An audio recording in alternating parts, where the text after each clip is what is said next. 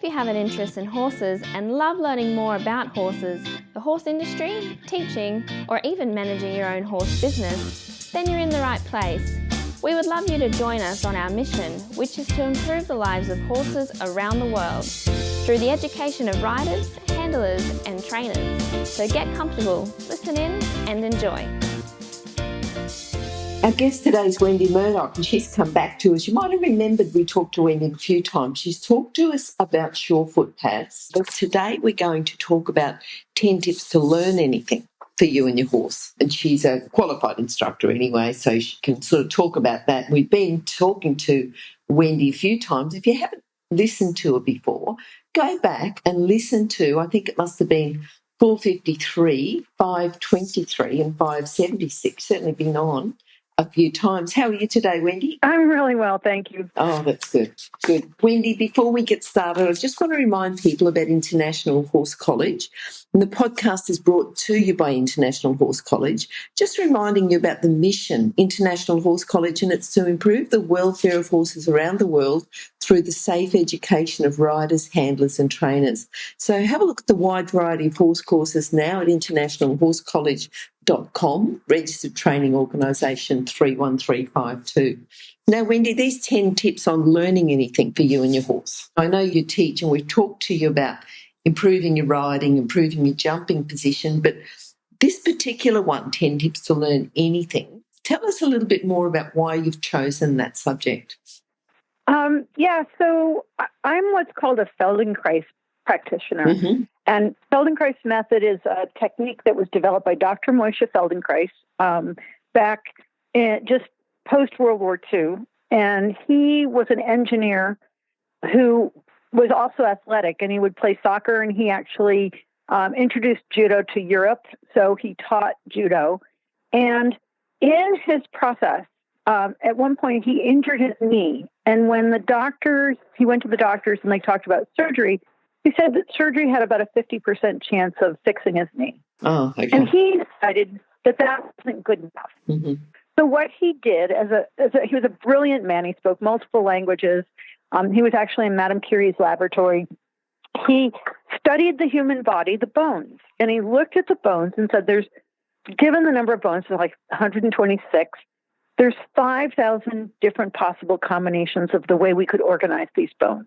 Mm-hmm. And most people, when they get out of high school, they're using about 800 of those patterns.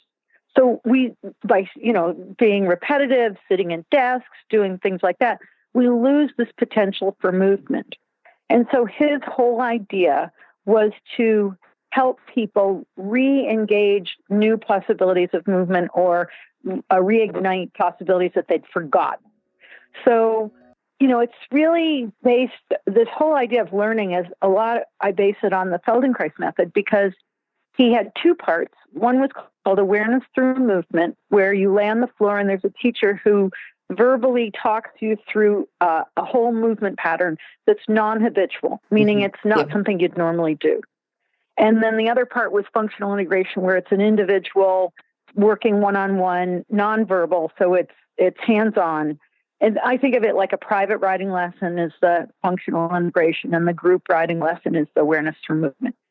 But basically, he would help people restore possibilities of movement.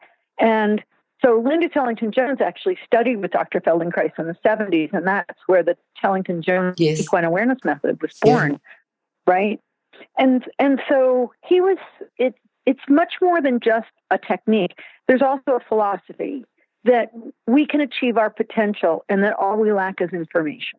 Mm-hmm. And so when someone gets stuck in a pattern and you don't have a choice, you can't move out of that pattern, whether it's a horse or a person. And since we both are mammals and we have a nervous system that works in a very similar way, and we both have a nerve called the vagal nerve, which is all about recognizing safety and social engagement, that really when we start to understand how we learn as persons, we can understand how horse learns as horse.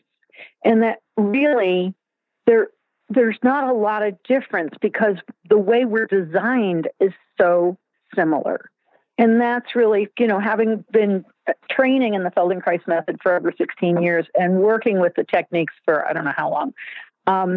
It's a very Socratic, meaning ask a lot of questions, as opposed to having right and wrong. And the minute we get into right and wrong, we're stuck, because yes and no is not an option. If you're either right or you're wrong, there's no option in there. It's one or the other. And Feldenkrais said you should have at least a minimum of 3 different ways of doing anything so that you had choice. Mm-hmm. And when you start to realize that so many people have been in the education system taught to just give the right answer, yes, as opposed to being able to think critically and evaluate and assess and take something apart and put it back together, or look at how it's actually functioning, that it's such a shame, because, what an opportunity to make brilliant people by helping them achieve their potential through asking, being more Socratic, and really teaching them how to learn instead of just simply teaching them how to spit back an answer. Yep.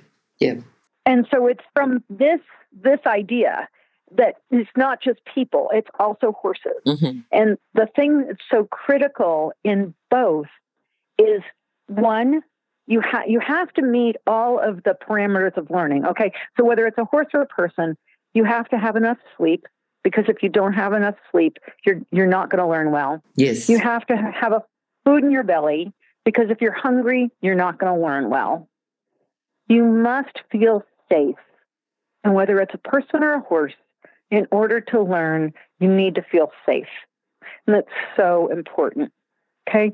You need to be comfortable. In other words, if it's too hot or too cold, you're too busy just existing to learn. So when you get extreme heat, and you had the fires, which yes, were so horrendous. Yep. Nobody can learn in that environment. Sure. You're too stressed by what's going on, right? Yep. And then the last thing is that we need companionship. People, that's the biggest thing happening right now with COVID-19 is, and what they're talking about on the TV constantly here, is that in self-isolation, we no longer have interaction. Mm. And the vagal nerve, a big piece of it is social engagement. That if you're in a group of people, or a horse is in a herd of horses, and one horse alerts, everybody looks up to see what was that, and then that horse says, "Oh, it's fine," and they all look around and go, "Oh, he's okay, I'm okay, we're all okay, we'll go back to eating."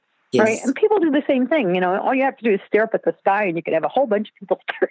Yes. Start looking at something. Right? Yep. Right, because we have this herd dynamic. Mm-hmm. And so, when people want to go on and on about predator-prey, I take people to Africa on horseback safari, and when I get them out there, I go, "You're the pink squishy thing without fur that's nicely marbled." Yep.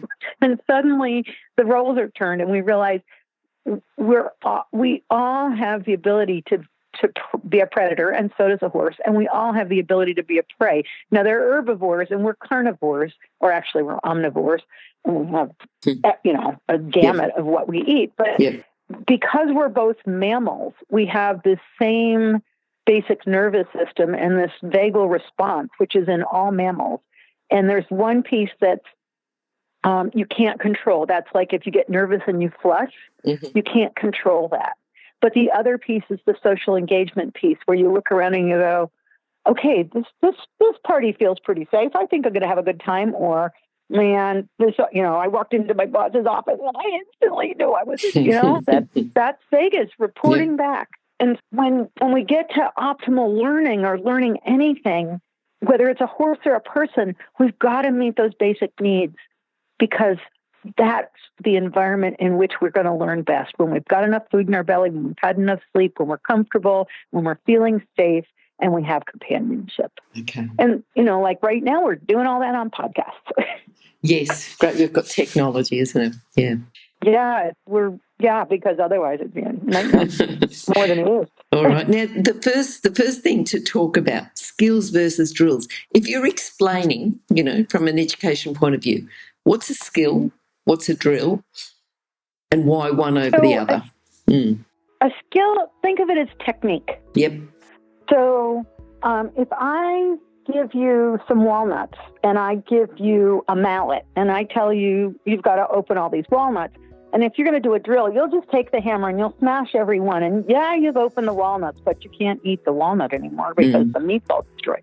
Yep. But if I teach you the skill of taking a really fine little tool and just cracking it open, now you have another technique, another way to do something.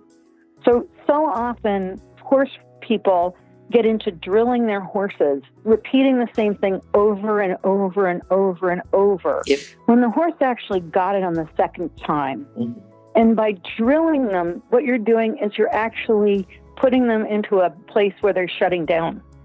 So it's the same with people. If you are in a school situation and they make you do the same thing over and over and over and over, but they don't offer you any choice or any variation or any other context or different environment to look at the same thing, then it's just drilling and you get numb. Your brain literally just turns numb. And so you're not learning. Now, is it important once you've learned a new skill to do that and repeat it so that it becomes more habitual? In other words, you don't have to think about it as much. Yes, but even that is what's really important in learning is rest. And if we don't give the nervous system sufficient rest, then we're actually losing the opportunity to be a good learner. Because in the rest and especially in a rest period where, you're relaxed, you might be daydreaming, you're not thinking about it particularly. In background, your brain is under the influence of serotonin, which is the neurochemical of feel good, right? It's the one they tell you to go out and work in the dirt because it activates, increases serotonin. Mm-hmm. But serotonin builds the dendritic scaffolding to make new neural connections. And so rest is so important. And with horses, so often we see the trainer, the horse can't track to the right the same. So I'm going to drill him to the right and make him do 10 times more to the right than the left. And all you're doing is actually either reinforcing the habit you don't want or just numbing the horse to where he's checked out. And so he's not actually learning, just like us. Yeah. And so it's important to think about what is it that you want the horse to be able to do? And how can you break that down into smaller pieces, digestible bits, where you look at parts of what you're asking as opposed to trying to do the whole thing all at once, and break it down into skills. Because then if the horse learns different skills, you can put those skills in different orders. Think of it as like letters, right? You have a whole alphabet. Well, if you learn the different letters, you can spell words and sentences and paragraphs. But if you only learn a word, you're stuck because the next time you have to learn another word. It's like me trying to learn a foreign language. It's really bad. Yeah, I like the way that you said, look at what you want, break it down into skills. And it's more working on the quality, isn't it, rather than just doing it? Yeah, and looking at different pieces. So there's a circus in Switzerland. It's called Circus Kane. And it's been around for, it was 75 years back in the 90s when I was there. So it's probably been around for about 100 years. And Freddie Kane started it. And all of his training is open to the public. So you can go anytime, and they travel around the country, and you can go and watch them. And they didn't train the act. They trained different skills, and they broke the skills down with all positive reinforcement. And they just built the performance based on putting together different skills that the animals had learned. So they weren't training them to the performance. They were training them to different skills. And then every time they changed the performance, they just take the different skills that the animals have learned and put those together, and they have another performance. Mm-hmm, mm-hmm. So it's like having the building blocks to do things as opposed to only having one block that's all you know how to do. Yep. Now tell us about training. It was sort of pretty much old school. We've just got to beat the horse into submission. The horse is fearful. And I think you talk a lot more about curiosity. So tell us about curiosity versus fear. So I think that curiosity and fear are two sides of the same coin. Mm-hmm. That when we're, because if you watch a foal, right, and there's something new in its paddock, and it gets really curious, and it starts to come over, and then all of a sudden it has to run away.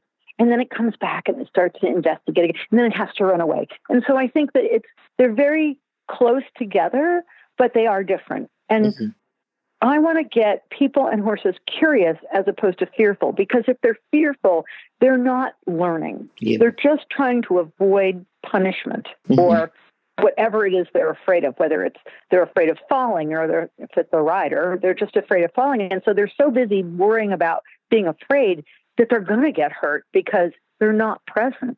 They're not in the moment. They're not actually noticing what the horse is doing or how he's responding or reacting so that they can be proactive and take an action. It's too late if you're afraid and you're worrying about what's going to happen to you. It's just a question of time. And the same thing with horses. We tend to read too much into horses. They don't have the frontal lobe that we have. They have a little bit of frontal lobe. It's for attention. It's problem solving. But what I always tell people is, I watched Star Trek as a kid, and now I have a communicator. And I'm talking to you on it right now. Right? I'm on my iPhone. And so we can dream. We can create fake realities. Horses don't do that. Horses are just in the present, and we tend to forget how simple they are, and we read into their behaviors. But, if they're afraid, we see the signs of fear, and if they're in fear, they're not going to be learning. But if we can get them curious and interested, then we have the chance to actually activate their brain in a positive way so that we can create that relationship that we're looking for. Yeah. And, I've been around for a long time. And my first horse, I'll never forget how they drug him into a horse trailer. And after that, it took us a very long time to teach him how to load quietly because he had literally been drug into the horse trailer. And that's not learning, because the next time you have to keep repeating it and somebody's going to get hurt eventually. Because when horses are afraid, they're a 1,400-pound animal that's not going to look after you. So, we have to respect their size and respect their level of capacity, mental capacity, and recognize that what the number one thing a horse needs to feel is safety. And that the sooner we can establish that safety, and that's one of the things I love about Surefoot is what everybody says to me is, my horse wants to be with you more than me. Because the horse instantly recognizes I'm bringing safety to them. I'm not threatening them. And then they'll follow me around. They're much more cooperative and willing because they don't see me threatening. And it doesn't matter if it's a horse or a person. My students, I can't tell you how many students, first-time students are like, tell me everything I'm doing wrong and bad. And I'm like, why? Why would I do that? What is that? But they're afraid and they're already self-deprecating, and it's like, no, I'm not going to do that. I never do that, but I am going to show you something you can do. And so the minute I get them a little more curious and they stop being so judgmental and they start to interact with their horse, it totally changes the learning. It totally changes the situation. I've had whole clinics with riders everybody was terrified. And by the second day, they forgot they were afraid because they felt safe. I showed them where their safe place was. Yeah. And so it's, so often what we're dealing with horses and riders are trying so hard to get it right. And I think in that trying so hard, they get stuck and they get afraid, or they can't get it right. That's really where their fear comes from, is I'll never get this right. I'll never be, good now. I'm ruining my horse. All those fearful thoughts. Really, it's about getting more childlike. Yes. I know it can be very rewarding, like you said, by the second day. Yeah. Now, a lot of the training that we're doing, is routine. What can we do that's novel? Tell us the difference, if we talk about novel versus routine. So routine is I go out into the ring every day and I ride my 15 minutes to the right and my 15 minutes to the left. And, almost on a timer. And novel, yeah, it's exactly right. It's like, and again, that's so mind-numbing because it's just the same. It's always the same. But novel is, say, you start out and you start with a different task. Maybe it's, I don't know, that they have to like go over and explore a corner, and you go and explore the corner with them, right? Or then you find there's a little log and you've got, okay, let's go over this log. Or if you're out on a trail, let's investigate.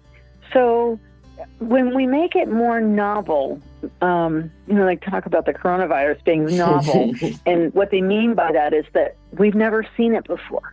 Yep. So our immune system has no response to it, or not a good response to it, right? But that's what novel means. You haven't seen it before. It's something different. It's something interesting. And the more we can think of presenting ideas in a different way to the horse, it activates their brain. So I'll give you a simple example that was something Dr. Feldenkrais did. He was in Switzerland at a scientific meeting, and there was a woman who had a whiplash neck, and she couldn't move her head down to her shoulder. And so he went to work with her, and instead of trying to move her head, he moved her shoulder toward her ear. Okay. And he did this several times, right? Because the nervous system was like, I can't move my head toward my shoulder. So he reduced the distance between the ear and the shoulder by lifting the shoulder. But essentially, you're doing the same idea. You're shortening the distance. But the nervous system doesn't have a pattern to that. In other words, it couldn't go to the habit of, I can't move my neck. And so in minutes on this video, the woman is able to move her head toward her shoulder and move her shoulder toward her head because he came at it from a completely different perspective. And that's really what I'm trying to say here with novel is how can you approach an idea from such a different perspective that you don't activate the habitual patterns. Mm-hmm. And when you can do that, then you have access to the nervous system and to learning. I love the way that you give us lots of examples. Even just when you started off with the walnuts and the hammer and the skills versus drills example, and this is just another one, that you're giving us examples of, I suppose, thinking a little bit outside the box with our horses, not just taking what we've done year after year after year, but going a little bit broader, thinking a bit, as you say, novel, a bit different. Yeah, love talking to you, Wendy. Yeah, it's great. And, one of the hardest things for a rider to do is to stop. Mm-hmm. It's like when we get into a situation, we think we have to win or we have to complete it or we have to whatever.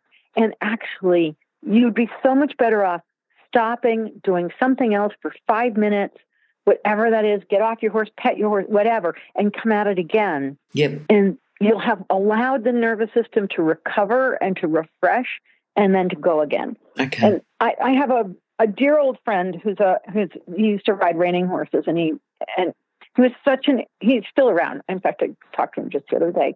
But he was so interesting because he would always be thinking about different ways to do things. So when he would go to the competitions, you could pay $5 to go into the big ring and practice. Yep. Okay. Well, all these big trainer guys would ride their horses nicely in the warm-up and then go in and ride the heck out of them in the big arena. Mm-hmm. But what Bruce did was he'd ride his horse really hard in the warm-up, and then he'd go into the big arena and he'd get off and he'd pet his horse for 5 minutes. He'd spend his $5 petting his horse. And by the time they got to the competition, his horses were running to get into the arena and all the other guys' horses were running to get out. It's just by looking at it, from a different angle. Yes. How can we make it so that the horse wants to do what we want instead of make it so unpleasant for the horse to do the thing? Mm-hmm. Mm-hmm.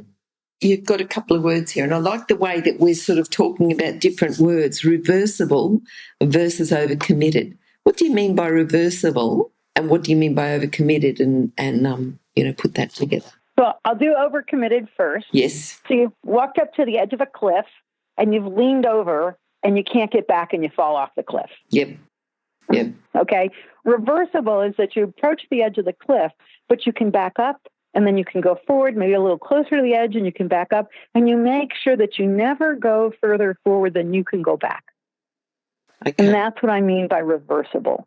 So often what we do is we go over the edge. Yep. In other words, instead of figuring out, okay, canter. Canter is one, I see this all the time, is that people decide, okay, it's time to canter. And so they run their horse into it, or they flap at their horse, or they do whatever to make the horse canter at all costs. But then the horse is overcommitted and the rider's overcommitted. And if the horse isn't in balance, and the next thing he's running off with the rider and they fall off and they get hurt. Because they didn't actually approach the canter. They just ran off the cliff. And there's no way back. So what I have people do is I have them like approach the canter. I actually make them canter on the ground first, but that's another story. I have them start to approach the canter and then come back, whether that's back to walk or back to trot, and then go again. Because if they start approaching, they're going to feel the moment when, oh, I've either lost the balance or my horse is starting to scramble, or he's starting to lean, or he's falling on the forehand. It's like, great, then slow down, come back to trot. And how can we approach that again, maintaining balance so that the horse canters the first stride in balance instead of racing off with his head in the air and we're pulling like crazy on his mouth because we just ran him off the cliff. And so that's what I mean about reversible, is really breaking it down and looking, I do this so much with horses at the walk, actually, that if I have a horse that's really hollow and inverted, I'll be on the ground and the person will be on the horse's back. And what I see is that the very first step, the horse raises his head to move his foot. Well, if he does that, he's already on the forehand. So I just start showing the horse, asking him, can you let your neck down when you take that first step? Because if he can't let his neck down to take the first step, then we're just going to be fighting with him to get his head down on every step. And we really have to break it down. And what are you doing on the first step? Because if I can have the pattern of relaxation and back up, neck down on the first step, I can get the second step. But if I don't have it on the first step, I don't know if I'm going to get on the other step. Now, the attitude of the horse, but the attitude of the rider, how does that compare with denial? So, a lot of people are either not, how do I want to put this? They're not seeing what's really in front of them. Okay. They've made up a story about it. Yes. And so they're living in denial. There's a great old cartoon of Calvin and Hobbes about denial, but anyway, that's kind of old. But it's, they're living in this fantasy because they either don't know what to do or don't know how to do, or it's too painful to see what's going on.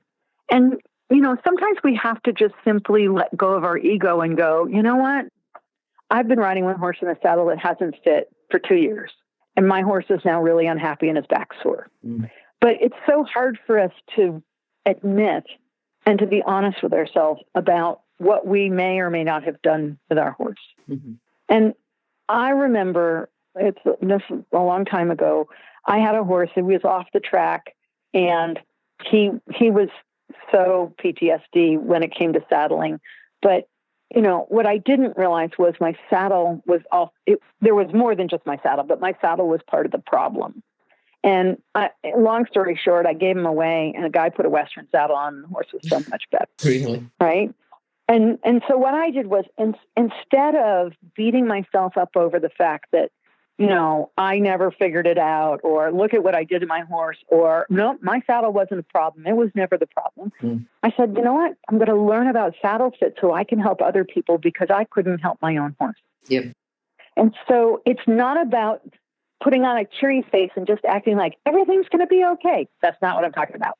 Yes. That's denial too. But it's being able to look at the situation and go, okay, I didn't do it right. It wasn't, I was part of the problem. But what I'm going to do is I'm going to learn from my mistake so that I can help someone else not make that mistake. And that's really how I've wound up doing what I do, is that, I learned from my mistakes, and I learned information that I know I can help. Do I know everything? No. Does anybody? No. But can I help somebody? Yes.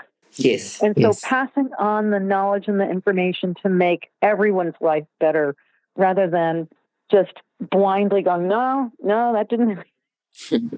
You learn from your own mistakes, but when people can teach you about their mistakes, it's not just about, and I know because, you were telling me about Feldenkrais and we've had other conversations where you've learned things from other people. So it's not just you're learning from your own mistakes, you're also getting the information to learn from other people's mistakes. So it just keeps generating on and on. If you can then teach it to someone else, they're learning from your mistakes and your knowledge. So it really is essential that people have open minds and continue to learn, continue to get educated, continue to think about what they're doing and how it's affecting the horse.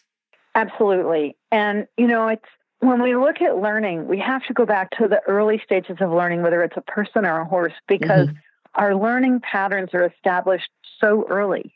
Yes. And, this is where, when the educational system, it is what it is. And there are changes that are happening. And I don't have children, so I'm not involved with the traditional educational system. But so often I work with older women that weren't taught how to actually learn. Mm. And so, for them, it's a little harder because, it's not part of their habit. It's not part of the way they were taught. And so it's just like a horse that hasn't been taught how to learn, to be curious and interested. And so we have to appreciate that anybody who's willing to put aside their traditional system and be able to open the door to learning a new skill, whatever it is so important. And it's what they're saying is, in order to keep our brains healthy, one of the things that's so important is to learn new things. And so being brave enough to say, I'm going to learn something new, whatever it is, whether it's riding or whether it's knitting or whether it's, a sport or a musical instrument, to be willing to say, I'm going to give it a try and I might fail and it's okay. Yep. It's okay. But it's the willingness that's so important. And you'll never know if you're going to fail if you don't give it a go. That's right. Yes. Some people are so afraid to fail that they never give it a shot. Yep. And then they miss out on so much. Yeah. And then, as you say, what's the worst thing that's going to happen? Oh, well. Yeah. Now, with a horse, we have to always be careful with that one, right? Yeah, we have to hedge our bets and keep safety in mind. But, but that's the thing is right now, since most of us are home, it's a great time. There's so much YouTube available to learn anything. Yes. Pick up a paintbrush or a pencil or anything. Just kind of get some creativity going and learn something new. And, because nobody's watching, who cares if you make a mistake? Yeah. Who cares if you tear the paper, right? Exactly. Yeah. Now, repeating versus rest. And I know you talked about, we talked a little bit about drills and skills, but tell us about repeating. When we repeat, when we should rest. So I watch some people when they're doing their horsemanship and they'll go out and they'll do something 10 times because they've been told they should do it 10 times. Yeah. But, are they doing 10 times consciously or are they just doing 10 times because somebody said they should do it 10 times? Mm. And so that's, again, it's like to look and see, I've done this once and my horse has shown me the activity that whatever it is, I can step sideways, whatever I want him to do. Why should I do it again? What I want to do is let him realize he got it right. Like I asked and he did it. And even if it's not perfect, it doesn't have to be perfect. That's something that's very important. It doesn't have to be perfect. Yeah. And I think that's where we get into the repetition because we think we have to do it perfect. And so often I'll get a rider and, we're starting to work on leg yield and they get a couple of great steps and I'm like, stop. How'd that feel? What was that like? Rest for a moment. And they look at me like, what? Yep. Think I'm crazy. Yep. And it's like, just take a moment to feel it. Just rest for a moment. Because you have less than half a second between an action and a response to wire it together in the brain. So there's a simple saying, nerves that fire together, wire together, and nerves that fire apart, wire apart. So if I just repeat something 10 times without actually resting the horse when he actually does it well, then how does he know which one he's supposed to do, right? Because I was on this 10-time thing, right? But if I see something that's better, on the second time, I'm going to stop. I'm going to rest. I'm going to wait there so that I start wiring that together. And the same is true, like to wire something apart, you have to stop doing an activity to wire it apart. And I always use smoking because I smoked a long, long time ago. You have to put down the cigarette to quit smoking. Yep. Right? You can't keep picking up a cigarette and quit smoking. It is not possible. Mm-hmm. Right? And so to unwire smoking, you have to stop. And so to unwire some of these patterns we have with our horses, we have to stop. You literally have to stop doing it. Yep. And that's, some people that's really, really hard. An example is I went to this thoroughbred rehab center. Yes. And I worked with this horse. I walked in and there was this gray horse and he was messing around. And the woman was like, "Oh, you don't want that horse. He's a butthead." And I'm like, "That's exactly the horse I want." She says, No, you don't. He's a butthead. I said, "Yes, I do." So I got the horse out and I put his foot on a pad. And in under 10 seconds, all of his behavior stopped. Really? Yeah. All of it. Yeah. And the woman was shocked. But the problem was the trainer hadn't been there. And she had the horse in a habit of being a butthead, and she refused to use the pad to keep him in the habit that she had him in of being a butthead. Yeah. And so, we have to stop. We have to give it a rest and let it go if we're going to make changes. And sometimes that's with our own ego, to not keep pigeonholing horses into a predicament that really they want to change, they can change, but we've decided that's how they are. And if you ever walk through a barn and you hear people talk about the horses, "Oh yeah, he's this, oh yeah, he's that, oh he's that," we pigeonhole them into these behaviors, and then of course they give us the behavior we pigeonhole them into. Yes, right? yes, that's right. Yeah. So we have to sometimes give ourselves a rest and not go to our habits too. All right, now before you talked about, breaking down the skills, but we're talking about now chunking it down versus overwhelm. Yeah. So the more we can make it, the example I used of like with horses that walk with their head going up and back and shortening their back versus down and forward. Yeah. We have to slow it down. When you're going to make a significant change in a motor pattern, you've got to slow it down. So it happens so fast you don't even realize you've done it, right? Yeah. Oh, here's a great example, like touching our face. We're not supposed to touch our face anymore. No, that's right. Yeah, that's right. And you don't even know you've touched it. Yeah, so it's too late. How are we going to, so you don't even know that you've done something with your horse. Actually, I saw a joke. You know how dogs, they might have had eye surgery or ear surgery and they have a bucket over their head. Like you take the hole out of a bucket. And I saw the two dogs sitting with a human with the bucket over his head saying, "I told you not to touch your face." So, yes, unless we actually put a bucket over our head or something. Great. Yeah. So we have to chunk it down in terms of like breaking it down into pieces so that we can put it back together in a different way. Mm-hmm. So if we're asking a horse, going back to say leg yield. Yes. Typically what people try to do is the whole diagonal line, right? They try to get the whole thing done at once. Yeah.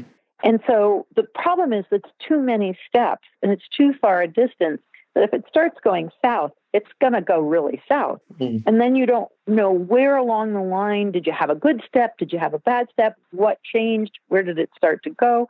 And so chunking it down would be asking for a leg yield for 2 steps and then going forward 2 steps. Yes. So instead of trying to do the whole diagonal, you chunk it down into 2 steps and then refresh with forward and then 2 steps and refresh with forward until suddenly the horse is like, "Oh, I got it." And pretty soon you can do 3 steps and go forward or 4 steps and go forward, as opposed to trying to do the whole thing all at once. And the horse just rushing to cross the diagonal. I'm just going to get across the diagonal, then they won't be so demanding. That's right, because it doesn't really understand what the task is. No. It thinks it's about getting across to the other side because we haven't been clear enough in our explanation that it's about crossing their legs to get to the other side instead of just rushing. Absolutely. Yep. Okay, now I'm sure that you go out and even when you're doing clinics, you plan because that's you, planner. When do we plan? When do we just wing it? So, there's a lot of people that ride by themselves. They tend to not have a plan. So they go out there sort of randomly and kind of ride for a bit, and then they don't know what to accomplish, and and so they don't have recognizable progression. So there's a certain degree of planning that's like really, really important to help us improve skills. And when I was a kid and I rode hunters, Monday was day off, Tuesday was flat work, Wednesday was grids, Thursday was flat, Friday was cross rail, Saturday was a rest, Sunday was a show. So we had a routine. We had a regular routine. And that would vary what the gymnastic was, what the level of the jump was, that sort of thing, as opposed to going out every day and just, I got to go jump. Yep. Right? So now, does the plan have to be rigid? No. But it really helps to have some degree of process, what you're aiming to accomplish. And the other part of that is also really good to keep a journal.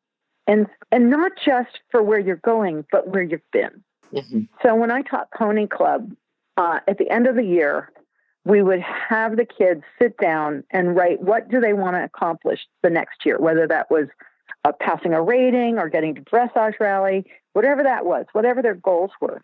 And then at the end of the year, we'd look at what they accomplished in the year before.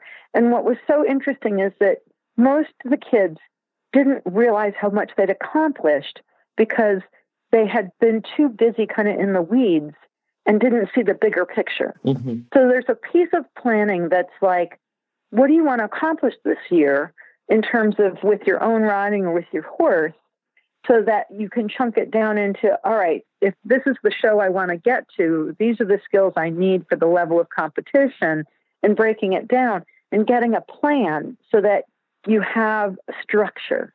So we all thrive on structure. And it doesn't have to be a rigid structure, but just something where there's some routine and some objective to help us kind of be more productive when we run. Yeah. And what about fun? Tell us about when to have fun and when to be serious about it. Oh, my competition riders, they get so serious and stressed. Yeah. Yes. That it's like, and so I come along. I had a young rider this winter in Florida, actually, and, she had just started as a working student and a really high-level dressage judge and trainer in his barn, and not enough help and overworked and, really stressed. And I came along and I had some Franklin balls. Do you know what the Franklin balls are? No. They're Franklin balls are there's, I have 7 different ones, and they're air-filled. One is water-filled, but that's kind of a special one. And they're about 2 inches in diameter. They're different sizes, but approximately 2 inches in diameter. And you stick them underneath your seat bones while you're sitting on the saddle. And so it lifts you off the saddle, and it's non-habitual. I think of it as like Surefoot for your butt. Okay. Because it's an unstable surface. Yeah. But it's, you can't tense against it. You can't brace against it, or it's just not going to work. And you have to laugh. When I come out with the balls and start talking about, we're going to put balls under your butt, nobody can keep a straight face. So bringing in an element of fun breaks up that intensity. And, that's the thing is it's been very sad this past year. There's been several top dressage riders that have committed suicide because it got so intense. Mm-hmm. And that's not what we're supposed to be doing. We're not supposed to be making it so literally life and death that we take our own lives because we're so stressed. We're supposed to be doing most people are doing this because it's supposed to be fun. Exactly. And if it's not fun, why are we doing it? Yeah. No, I agree. I think you've got to keep grounding yourself, haven't you? If you're not enjoying it, remember why you started this career, this whole occupation, this whole, in with horses. And if you're not there and you're not in the same place, do you need a break or do you need to be doing something else? Because if you're not enjoying it, that's for sure the horse isn't enjoying it. No, the horse has got to enjoy it. Yeah. And it's with horses, it's finding the right job for the horse. Yes. So, so often people get a horse because they want to do a certain job, but that horse doesn't want to do that job. Yep. And it's, it's not, you haven't failed. You just need to find the right, either you change what job you're doing so that it's the job the horse likes, or you find a horse that likes the job you want to do, and that's just, it's not, sometimes we just make a mistake and, pick the wrong. My horse that I have, he's a fox hunter. We bought him for my husband, who actually has ridden him maybe 3 times. We've had him for 12 years. And fox hunting is what he absolutely loves to do in life. And so I'm usually traveling when fox hunting season starts. So a couple of times I've sent him off to my friends so that they can take him fox hunting because he loves it, So it's important that he gets to do a job he likes and that's fun for him. Mm-hmm. And so I think that's important. Now, before you said that you get writers sometimes that just want you to come in and criticise and tell me what I'm doing wrong.